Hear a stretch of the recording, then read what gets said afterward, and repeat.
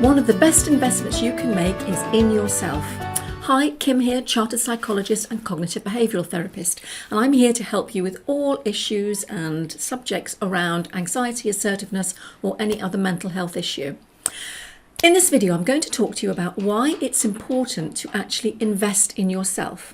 I was asked a while ago, what's the best investment you've ever made? And I started thinking, do they mean, financial investment, stock shares, property? What do they really mean? But actually it got me thinking about investments and about how it's important to invest in ourselves.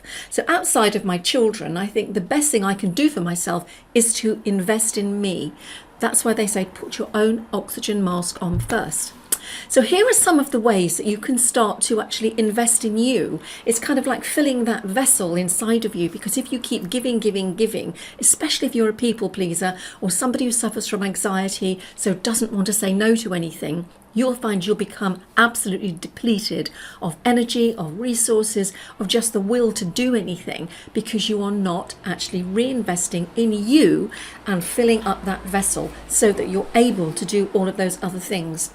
Because you probably know that when you have invested in yourself, when you've gone to a spa or you've gone for a run or a country walk or done something just for you, you feel so much better. So here are some of the ways you can start investing in you to be the best version of you that you can be.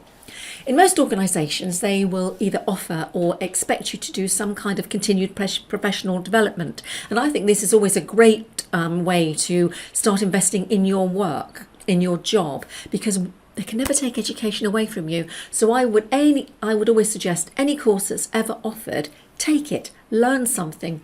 No one can take that away from you. And the more you do, the more you'll start to enjoy it. Also, it's a way of networking, meeting other people. And if your organisation doesn't offer you any courses, maybe there's something you can do in the evening which will enhance your current job, which will be relevant to what you're doing. And there are courses that you can take online, and this doesn't just have to be courses around what you're doing at work, but this can be other kind of courses. There are so many online now that you can find a course for almost anything you want to do, literally anything, bookkeeping, crocheting, knitting, anything you want to do, you can find a course for that online. How to grow an orchid, best plants to put in the summer. Anything you want to know, there's a course for it. There are course marketplaces, but if you just Google online courses, you will find thousands and thousands, and that can actually be a job trying to find the one that's right for you. But I do recommend you kind of like dive in and find some courses on topics outside of your current remit at work or what you're actually doing day to day, so that kind of enhances and broadens your horizons. And that is, again, an investment in you, gives you something else to talk about, especially if you are a little socially anxious. Going on a course of anything gives you another topic to speak about. If you're taking a course with other people, we used to often take night school courses because there were no online courses. When I was growing up, there wasn't an online space. So if you wanted to do anything, you had to go to an evening course. And I did all sorts of things. I did a bit of philosophy. I learnt French once. Needless to say, I still can't speak French, but I had a go, and I met some really nice people, and it was fun, and it was something to do after work, and it was something a little bit different. So just try your hand at doing something outside of your current comfort zone. Also, don't forget, it's important to encourage and, I suppose, grow the creative side of you, because we can get so caught up in work and doing what we do every day that we never think about sort of creativity or letting our minds just expand. And being creative, again, that can be anything. You can take online courses to be creative, but also you can do things like decide you're going to paint. You could paint your walls. You could decorate the house, paint pieces of furniture. You can get tutorials on how to sand them down and how to paint them. Pick up pieces of furniture from old, what do you call those little shops at the end of the road?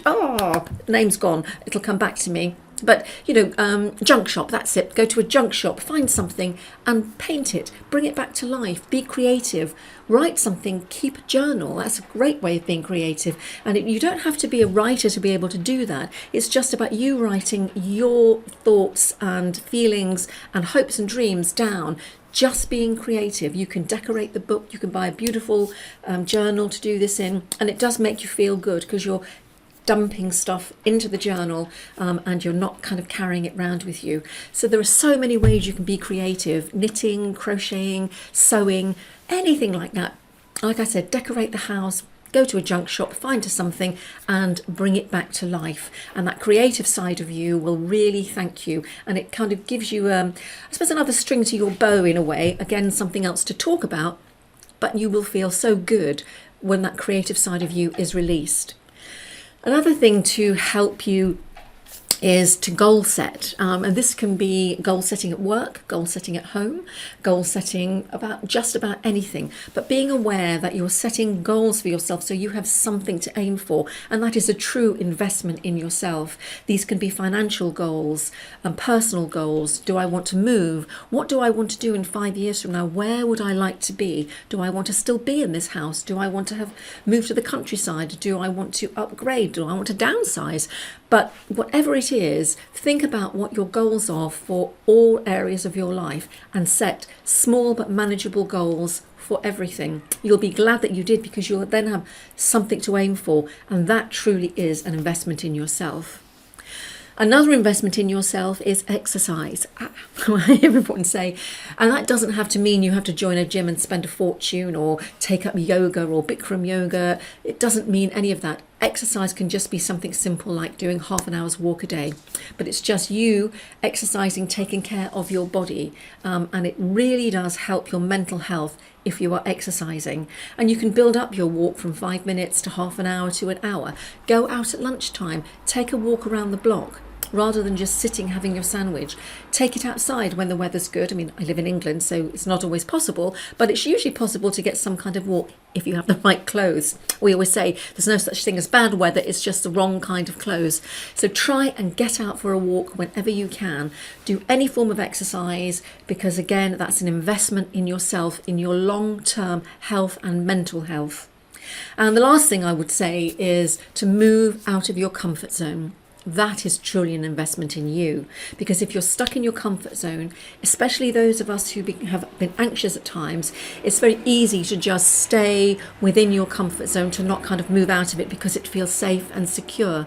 So I would say move out of your comfort zone, and there are various things that you can do to help you do this. If you're really anxious and you're really stuck, get the help of a psychologist to help you move out of your comfort zone, or the help of a friend. But think about 10 things that you could do, that you would like to do that you're not doing, and then take the easiest one first. You're kind of getting your little toe out, and then the big toe, then a foot. And so you're progressing, because you're seeing that actually, although going out of your comfort zone is anxiety provoking, it is an anxiety that you can tolerate as long as you don't go too wild too quickly.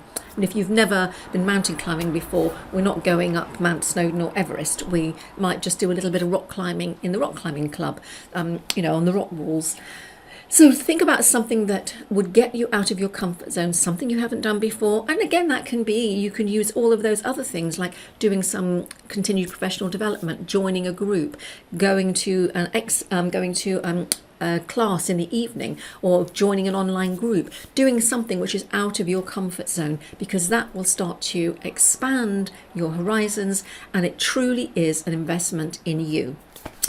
So that is how you invest in yourself, and that is why it is really good for you, your mental health and your physical health, to make investments in you. And it's not selfish, it is important for you to do, because you will have more to give if you're investing in yourself. You're filling your vessel. So if you enjoyed that video, please subscribe to my channel. Press the button, share if you think this video would be useful to someone else, and check out my other videos, because I've got a series of videos on anxiety, how to overcome anxiety, on assertiveness, how to be more assertive, because chances are if you're not assertive, you are not going to feel okay in situations. You're going to be much more anxious. So check out my other videos. As I said, subscribe, and I will see you in the next videos. If you have any questions, drop them below and I will do my very, very best to answer them. And if I don't know the answer, I will find someone who does. Thanks for watching, and see you in the next video.